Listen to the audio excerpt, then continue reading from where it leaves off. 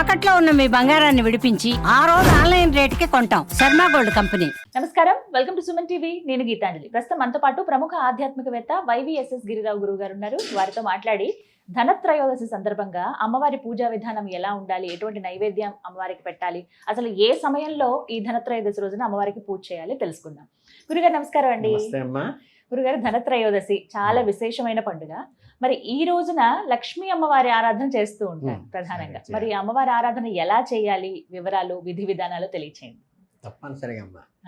చాలా మంది ఏంటంటే దీపావళి ఒకటి టపాసులు కాల్చుకుంటారు కాబట్టి అది ఒక్క రోజే పండగ అనుకుంటారు, కానీ పూర్వం నుంచి మనకి 5 రోజులు పండగ కింద వస్తుంది పాత ఆచరణ. పెళ్లిళ్ళు కనుక 5 రోజులు పెళ్లిళ్ళు అని ఎలా చెప్పారో, దీపావళికి ధనత్రయోదశి మొదటి రోజు చేసుకుంటాము, తర్వాత నరక చతుర్దశి చేసుకుంటాము, ఆ తర్వాత దీపావళి చేసుకుంటాము, ఆ తర్వాత రోజు బలిపాడ్యము చేసుకుంటాము, ఆ తర్వాత రోజు యమద్వితీయ చేసుకుంటాము.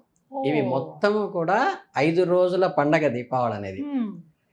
దీంట్లో ఏంటంటే ఫస్ట్ సింపుల్గా చెప్పాలంటే ధనత్రయోదశి రోజు లక్ష్మీ పూజ ప్రశస్తమైంది. నరక చతుర్దశి రోజు అలక్ష్మీ నివారణ కోసం అభ్యంగన స్నానము అవి ఆచమన తెల్లారుజామున చేయాల్సిన అవి ఉన్న విధులు ఉన్నాయి. దీపావళి రోజు దీపాలకు దానికి రకరకాల ప్రాశస్తాలని సపరేట్ ఎపిసోడ్ అవుతుంది దీపావళి అనేది. తర్వాత మనకి బలి పాడ్యం అనేది అంటే బలి చక్రవర్తిని ఆయన పాతాళంగా తొక్కేసినప్పటికీ కూడా ఆయనకి వాళ్ళ గురువు శుక్రాచార్యుడు గారు ముందే చెప్తారు, ఆయన వచ్చింది మహావిష్ణువు రాక్షసాంతకుడైన శ్రీహరి కనుక నువ్వు దానం ఇస్తా అన్నావు కదా, నేను తూచి కాదని చెప్పేసి అంటే లేదు లేదు ఆయన చెయ్యి అంతటి మహానుభావుడు చెయ్యి కింద ఉన్న నా చెయ్యి పైన ఉంటే అంతకన్నా ఏం కావాలి అని చెప్పి భక్తి శ్రద్ధలతో ఇస్తాడు. అందువల్ల నీ ఒక్కరోజు పాతాళ లోకంలోంచి భూలోకంలోకి పైకి వచ్చి నీ పరిపాలన జరుగుతుంది ఆ ఒక్కరోజు అని చెప్పడం జరిగింది. యమద్వితీయ ఏంటంటే మనకి నివారణ మృత్యుంజయ మంత్రంగానే అవి చేస్తారు. అపమృత్యు నివారణ కోసం ఆయనకి ఆ రోజు చేయటం యమద్వితీయ చేయటం జరుగుతుంది. కనుకంటే ఈ 5 రోజుల పండుగ. ఇందులో మొట్టమొదటి ప్రధానంగా ముందు స్టార్ట్ అయ్యేది ఏంటంటే మనకి త్రయోదశి రోజు వచ్చేటువంటిది లక్ష్మీ పూజ చేస్తాం. ఈ ధనత్రయోదశి రోజు ఏంటంటే అంటే మళ్ళీ వీళ్ళందరూ నా మీద ఎగురుతారేమో కానీ జ్యువెలరీ షాపుల వాళ్ళందరూ యాక్చువల్గా ధనత్రయోదశి రోజు లక్ష్మీ అమ్మవారికి శాస్త్రోక్తంగా పూజ చేయమని చెప్పారు. మంగళప్రదమైన వస్తువులు ఆ రోజు కొనుక్కోమని చెప్పారు. చక్కగా అమ్మవారికి మనకి తామర పుష్పాలు ఉంటాయి కదా, తామర పుష్పాలతో కానీ చక్కగా తీసుకొచ్చి అమ్మవారికి ప్రీతికరమైన పూజ చేయమన్నారు. ఆ రోజు కొత్త గాజులు కానీ కొత్త రవిగ్గుడలు కానీ కొత్త బట్టలు కానీ మంగళప్రదమైన ఏ వస్తువులైనా సరే అక్కడ పెట్టుకోమన్నారు. అదేమవుతుందంటే కొత్తగా పెళ్ళైన వాళ్ళకి మనకి 2 తాళిబొట్లు ఉంటాయి కదా, మధ్యలో లక్ష్మీ పూజ చేయడానికి లక్ష్మీ రూపు తెచ్చుకునేవాడు పూర్వం, బంగారు రూపు. అది కొత్తగా పెళ్ళైన వాడు ఒకసారి ఆ రూపు తెచ్చుకోవడం కోసం పెట్టిన ఇదే తప్పితే బంగారం కొనమని ఎక్కడా కూడా శాస్త్రపరంగా అయితే లేదమ్మా. మంగళప్రదమైన వస్తువులు ఏదైనా సరే ఆ రోజు కొనుక్కోవచ్చు. ఎందుకంటే ఫైనాన్షియల్ రిలేటెడ్గా హిందువుల పండుగ ఏదీ ఉండదు. ఎందుకంటే మనకి మామూలుగా గట్టిగా చేసేవాళ్ళు బంగారు రూపుతో చేసుకోమని, తర్వాత వెండి రూపుతో చేసుకోమని, రాగి రూపుతో చేసుకోమని, ఇతర రూపుతో చేసుకోమని, ఆఖరికి పార్థివ లింగంతో కూడా చేసుకోమని, పార్థివ వినాయకుడు, పార్థివ గణపతి, పార్థివమ్మవారు మట్టితో కూడా చేసుకోండి తప్పితే ఇక్కడెక్కడా కూడా ఫైనాన్షియల్ ఇది అనేది ఎక్కడా హైందవంలో లేదు. అందుకని ఈ మంగళప్రదమైన వస్తువులు అనేసరికి ఏంటంటే పళ్ళు కానీ పూలు కానీ, మీకు జనరల్గా ఏంటంటే మనం ఏదన్నా శుభకార్యాలకు వెళ్ళేటప్పుడు శుభశకునాలు అని చెప్తాం. బలానా ఎదురొస్తే మనకి మంచిది అని ఏదైతే చెప్తామో ఆ మంగళకరమైన ఏంటంటే సుగంధ వాసనలు వచ్చే పన్నీరు కానీ, చక్కగా ఏంటంటే మంచి పూలు కానీ, చక్కగా పళ్ళు కానీ, మంచి రవిగుడ్డ తాంబూలం కానీ, అవన్నీ పశువు కుంకాలు అవన్నీ కూడా మంగళప్రదమైనవే. అవి పెట్టుకుని అమ్మవారి దగ్గర అర్చన చేయమన్నారు తప్పితే బంగారం కొనమనైతే వాళ్ళు మళ్ళీ నా మీద ఎగిరారు కానీ వాస్తవం అయితే అదమ్మా. ఇంకోటి ఏంటంటే అసలు యాక్చువల్గా మనకి భాగవతంలోకి వెళ్తే ఆయన కలిపురుషుడు ప్రవేశం గురించి రాస్తారు. భవిష్య పురాణం దానికి చేసే ద్వాదశ స్కందంలో రాసేటప్పుడు అందులో కలిపురుషుడు నేను బలానా స్థానాల్లో ఉంటానని చెప్పిన దాంట్లో కనకం ఒకటి, కనకం కాంత ఇవన్నీ చెప్పారనమాట. అందుకని ఏంటంటే వాటికి లోబడినవాడు అంటే బంగారం కోసం లోబడినవాడు అది శ్రేయోదాయకంగా ఉండదు, కలిపురుషుడు వాడిని ప్రవేశించాడని లెక్క. అందుకని ఏంటంటే బంగారం అనేది అయితే శాస్త్రీయంగా ఏం లేదు. మనకి మంగళసూత్రంలో తెచ్చుకునేటువంటి రూపు అయితే అమ్మవారి పూజ చేసుకోవడానికి కొనుక్కుంటాను తప్పితే దానికోసం ఆర్థికంగా లేని వాళ్ళు, ఇబ్బంది ఉన్నవాళ్ళు, అయ్యో వాళ్ళందరూ కొంటున్నారే బంగారం పెట్టి కొనాలి కావనని అప్పు చేసి కొన్నవాళ్ళు, చుట్టుపక్కల వాళ్ళలో నాకు నామర్ధగా ఉంటుంది, మా ఆవిడికి నామర్ధగా ఉంటుంది అని బాధపడ్డ వాళ్ళు కూడా చాలా మందిని నేను చూశాను.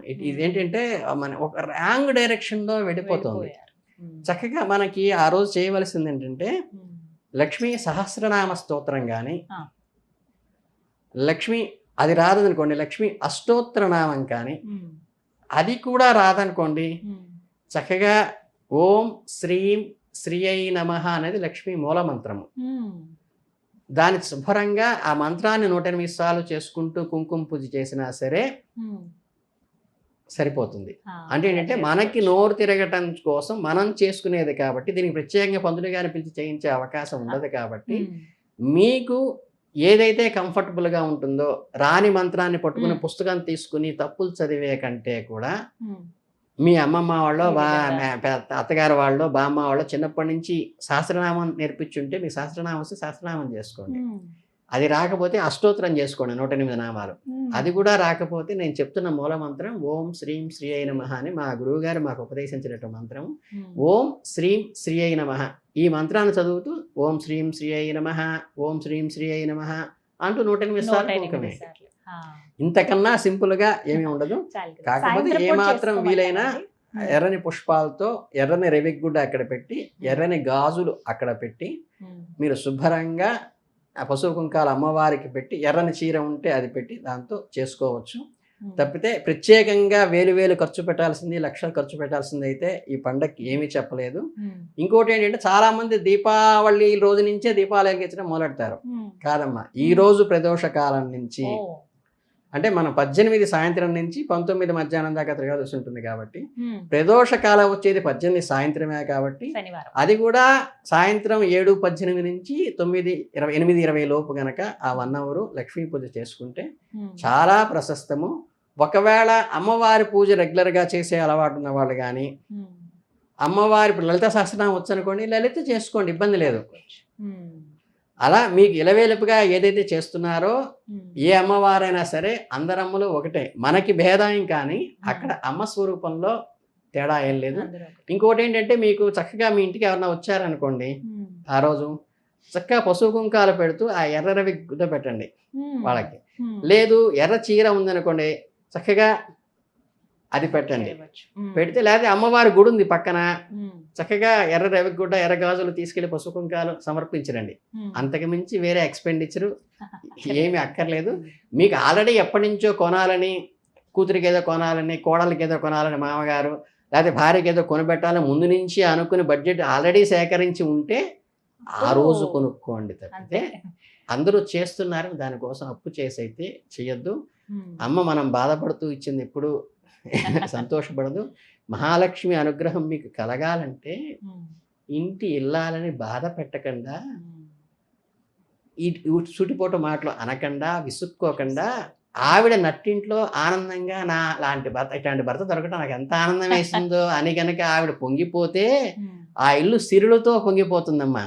మన కూతుర్ని కానీ భార్యని కానీ తల్లిని కానీ అత్తగారు కానీ ఎవరైతే బాధ పెట్టకుండా దుఃఖ పెట్టకుండా వాళ్ళని గౌరవంగా ప్రేమగా చూసుకుంటాడో ఆ మగవాడి ఇల్లు ఏ ధనత్రయోదశికి ఏ పూజ చేయకపోయినా సరే ఈ స్త్రీమూర్తుల్ని ఎవరైతే కానీ తల్లిని కానీ అత్తగారు కానీ భార్యని కానీ కూతుర్ని కానీ బాధ పెట్టకుండా సంతోషంగా కేరింతలతో చూసుకోగలుగుతాడో, ఏ భర్త అయితే సాయంత్రం 5ంటికి ఆఫీస్ వెళ్తే 9 దాకా 10 దాకా రోడ్డు మీద పిచ్చాపాటి కొట్టుకోకుండా ఎప్పుడెప్పుడు ఇంటికి వెళ్దామా, ఎప్పుడెప్పుడు భార్య పిల్లలతో గడుపుదామని సాయంత్రం 5:30 6 కాగానే పరిగెట్టుకుని ఇంటికి వస్తాడో, ఏ భర్త కోసం అయితే భార్యా పిల్లలు సాయంత్రం ఎప్పుడై ఆఫీస్ నుంచి వస్తారని ఎదురు చూస్తూ ఉంటారో ఆ ఇంట్లో లక్ష్మీదేవి నిరంతరం తాండవిస్తుంది.